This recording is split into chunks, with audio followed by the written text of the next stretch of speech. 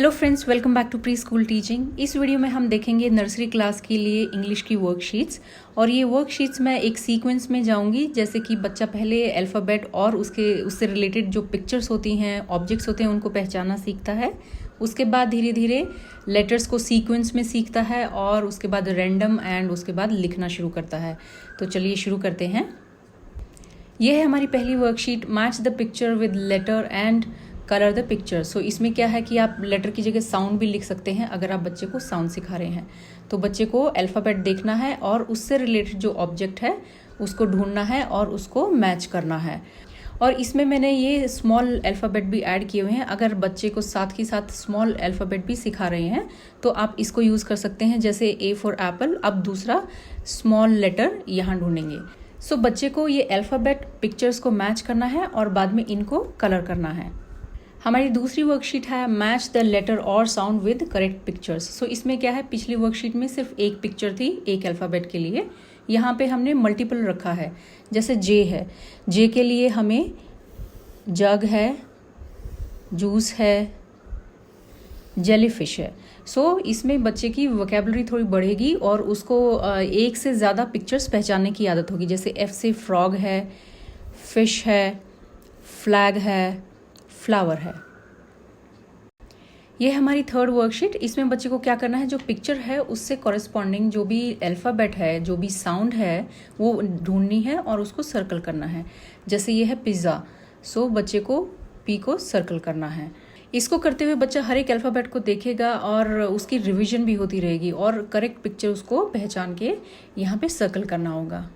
ये हमारी next worksheet. इसमें फिर से बच्चे को क्या है कि जो सेम लेटर्स हैं, जैसे बी है, बी को बी से मैच करना है, एच है, एच को एच से मैच करना है। और साथ के साथ अगर बच्चा स्मॉल लेटर सीख रहा है तो आप उसको साइड में स्मॉल लेटर्स भी दे सकते हैं, तो उनको एक साथ मैच करना है।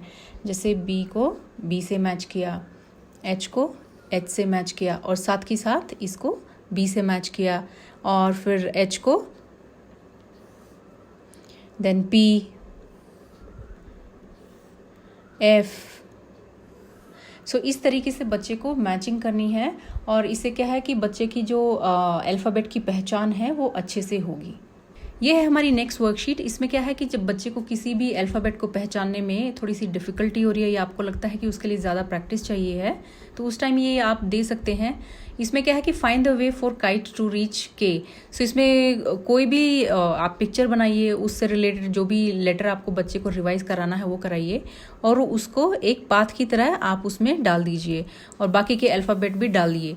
सो इससे क्या है कि बच्चा सारे अल्फ़ाबेट्स पढ़ता रहेगा, उसकी रिविजन भी होती रहेगी और जो अल्फ़ाबेट उसको ढूंढना है उसको सर्कल जो भी है, या आप इसको स्क्वायर भी बना सकते हैं, स्ट्रेट लाइंस बना के, और उसको बच्चे को कलर करते जाना है और कलर करते हुए उसको दोनों पिक्चर को भी और लेटर को भी मिलाना है। इस तरीके से बच्चा सारे लेटर्स पढ़ेगा और उसकी रिवीजन होती रहेगी और जो लेटर आप उसको रिवाइज कराना चाह रहे हैं वो उसको कलर करता जाएगा। सो इस तरीके से उसको रास्ता ढूंढना है। अब मुझे पता है कि मैंने कहाँ कहाँ किया है, तो इसलिए मैं इसको जल्दी जल्दी कर रही हूँ। लेकिन बच्चे को क्या है कि वो हर एक लेटर देख देख के, अब वो ज़रूरी नहीं है कि इसी रो में जाके वो उसको कलर करेगा, तो कहीं पे भी उसको के दिखाई देगा वो उसको कलर करना शुरू कर देगा। सो ऐसे करते करते उसको पूरा एक पाथ बनाएगा। ये हमारी नेक्स्ट वर्कशीट। इसमें क्या है कि हम बच्चे को सीक्वेंस जो ABCD की है वो रिवाइज कराने के लिए यूज़ कर सकते हैं। सो बच्चे को ये डॉट्स ज्वाइन करनी है और इनसे जो भी पिक्चर बनेगी फिर उसको कलर करना है। सो इससे क्या है कि बच्चा इनको ABCDEFG ऐसे करते करते पूरे अल्फ़ाबेट्स को एक सीक्वेंस में पढ़ेगा और सीक्वेंस करते करते उसको पिक्चर को कंप्लीट करना है और उसके बाद उसको कलर भी करना है। ज़्यादातर बच्चों को ये वर्कशीट बहुत पसंद आती है क्योंकि इसमें थोड़ा सा जब वो बनाते हैं तो एक सरप्राइज़ रहता है कि क्या बनेगा, और जब पिक्चर बन जाती है तो उन्हें लगता है कि उन्होंने ड्रॉ किए है और उनको बहुत इंटरेस्ट आता है। सो इस तरीके से आप बच्चे को ये डॉट्स कुछ भी बना के दे सकते हैं, ज़रूरी नहीं है पूरा A to Z बना के दें। अगर आपको लगता है कि बच्चे को थोड़ा कम करना है या फिर A to E है, सिर्फ 5 हैं, तो आप छोटा सा कुछ बना के दे दीजिए और बच्चे को ज्वाइन करने दीजिए। सो देखिए ऐसे ही फ्लावर बन गया है और बच्चे को उसमें कलर करना है। और सीक्वेंस के लिए हमारे पास एक और ये वर्कशीट है। इसमें क्या है कि बच्चे को सीक्वेंस में अल्फ़ाबेट्स को जॉइन करना है। जैसे ए से शुरू होंगे, ए से फिर बी पे, बी से सी, डी, ई, एफ, देन जी, एच, आई, जे, के, एल। सो इस तरीके से बच्चे को हर एक अल्फ़ाबेट को एक सीक्वेंस में जाते जाना है और उनको जॉइन करते जाना है, और ए से लेके जेड तक।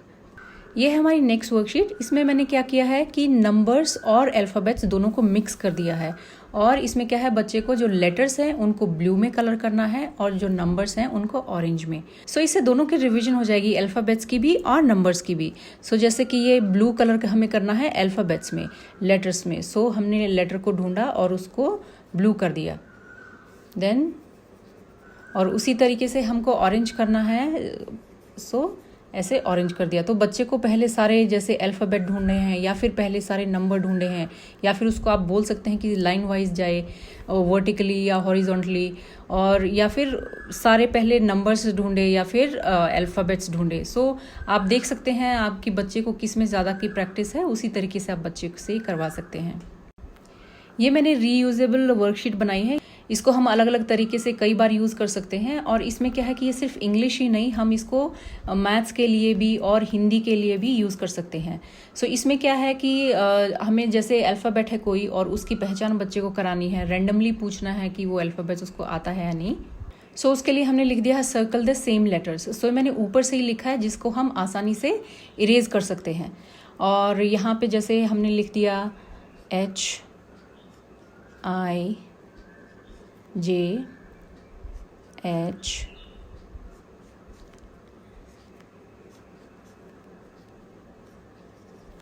सो हमने ये लेटर्स लिख दिए हैं। अब क्या है कि बच्चे को पहला लेटर देखना है और सेम लेटर्स को सर्कल करना है। अब इसमें आप और क्या ऐड कर सकते हैं, आप बच्चे को बोल सकते हैं कि ये कितनी बार आया है, आप वो नंबर भी लिखिए। अब वो नंबर यहाँ पे भी लिख सकता है और यहाँ पे भी लिख सकता है। जैसे B है, अगेन 2 टाइम्स, देन N।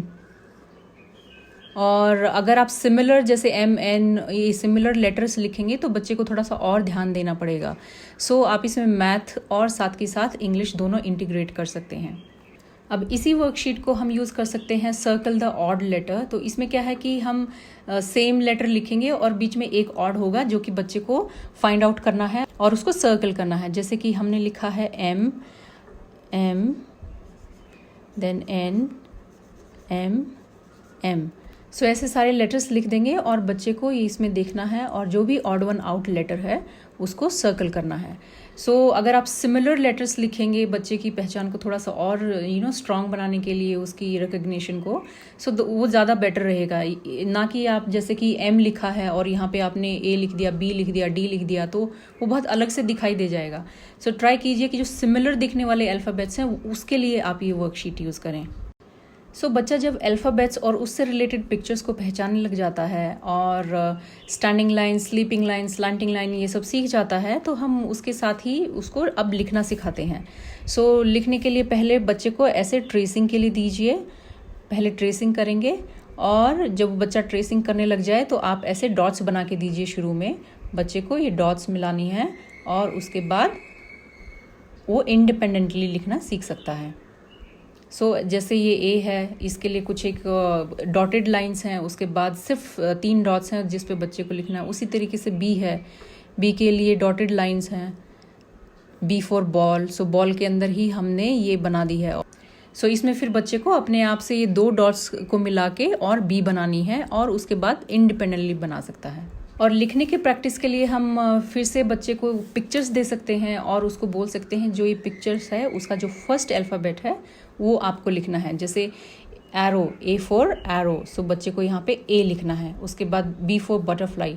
अब ये आप सीक्वेंस में भी दे सकते हैं और आप उसको रैंडमली भी दे सकते हैं। जैसे ABCD मैंने सीक्वेंस में दिया है, उसके बाद जैसे L है, लीफ, सो बच्चे को सिर्फ L लिखना है। R फॉर रिंग, सो बच्चे को R लिखना है। ट्री, अम्ब्रेला, सो ये एक्चुअली वर्कशीट आप बच्चे को सिखाने के लिए भी यूज़ कर सकते हैं, उसकी रिवीजन कराने के लिए भी यूज़ कर सकते हैं, और जब एग्ज़ाम है बच्चे का उस टाइम बच्चे को प्रिपेयर करने के लिए भी ये सब वर्कशीट यूज़ कर सकते हैं। और स्कूल में भी जब बच्चे को वर्कशीट्स दी जाती हैं, इनसे ज़्यादा डिफरेंट कोई वर्कशीट नहीं होती है। जो भी मैं वर्कशीट आपको दिखा रही हूँ, अगर आप बच्चे की उनमें प्रैक्टिस करवाएंगे तो अगर स्कूल में वो रिवाइज़ करता है या फिर एग्ज़ाम होता है, वो कहीं अटकेगा नहीं।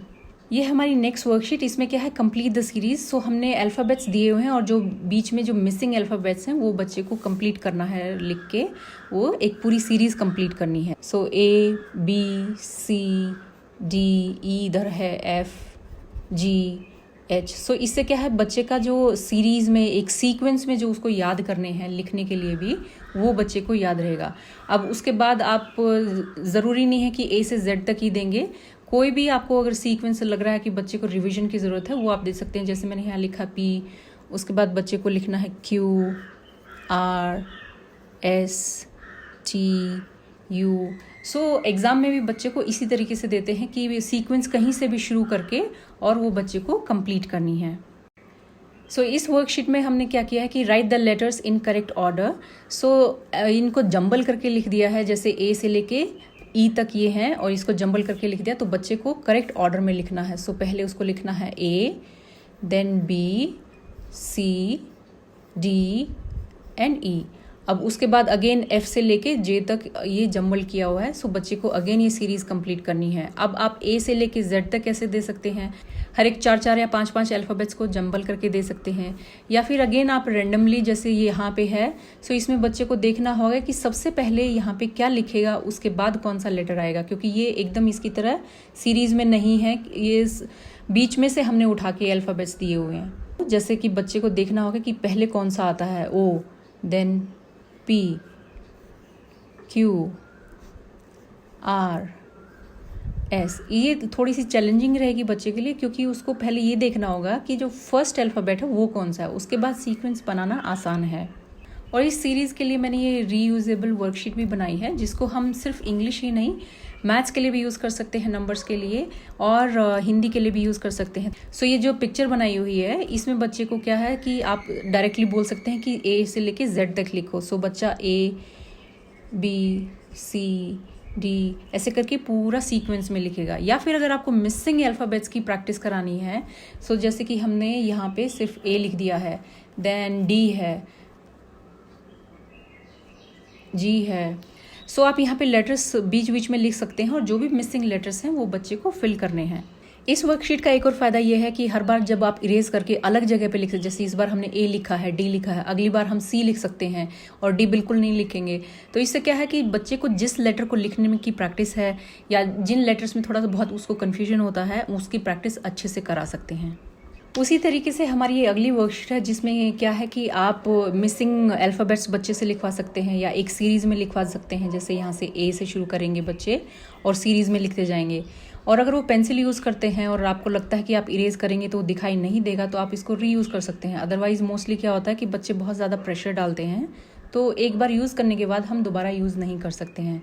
सो अगर आपको सिंगल यूज़ बनानी है और इंटरेस्टिंग बनानी है बच्चे को दिखने के लिए, तो आप ऐसे कोई भी पिक्चर्स बना सकते हैं, और ताकि उसको थोड़ा इंटरेस्ट रहे, ये नहीं कि हर बार बोरिंग से एक नोटबुक ली और उस पर लिखते गए। सो ये अगेन हमारी एक रीयूजेबल वर्कशीट है, जिसको कि हम बच्चे को बिफोर आफ्टर सिखाने के लिए यूज़ कर सकते हैं। बिफोर आफ्टर सिर्फ नंबर्स में ही नहीं होते हैं, हमें ये अल्फ़ाबेट्स में भी सिखाने हैं। सो यहाँ पे देखिए, जैसे मैंने हेडिंग कुछ नहीं लिखी है, तो हमें जो भी सिखाना है, बिफोर सिखाना है, आफ्टर सिखाना है, या इन बिटवीन की प्रैक्टिस करानी है, सो अकॉर्डिंगली हम यहाँ पे लिख सकते हैं write the before letter, write the after letter, और write the in between letter. और उसी के अकॉर्डिंगली हम यहाँ पे जैसे कि हमें सिखाना है कि A के बाद क्या आता है, सो हम यहाँ पे डैश लगाएंगे। अगर हमें 2 पूछने हैं तो हम यहाँ पे भी डैश लगा सकते हैं। उसी तरीके से जैसे T के बाद क्या आता है, या फिर R के बाद क्या आता है, उसी तरीके से हम बिफोर का भी कर सकते हैं। और ये सिर्फ इतने ही सर्कल मैंने इसलिए बनाए हैं, जैसे कि एक बार में बच्चा 6 कर सकता है। सो इससे ज़्यादा अगर आप उस बच्चे को कराएंगे तो उसको बहुत बोरिंग भी हो जाएगा और बहुत ज़्यादा हो जाएगा। छोटा बच्चा है तो इतने भी अगर वो एक बार में कर लेता है तो बहुत है। सो बिफोर के लिए भी हम ऐसे ही कर सकते हैं, जैसे कि हमने यहाँ पे लिख दिया T और उससे पहले क्या आता है। और सेम तरीके से जैसे हम बच्चे को बिफोर और आफ्टर आ गया है, उसके बाद हम जैसे कि यहाँ पे लिख दिया हमने एन, सो हम पूछेंगे बच्चे से उससे पहले क्या आता है और उसके बाद में क्या आता है, तो दोनों यहाँ पे कर सकता है। उसी तरीके से इन बिटवीन के लिए भी जैसे हमने यहाँ पे लिख दिया है डी और एफ, अब बच्चे को बताना है कि इन दोनों अल्फ़ाबेट के बीच में कौन सा अल्फ़ाबेट आता है।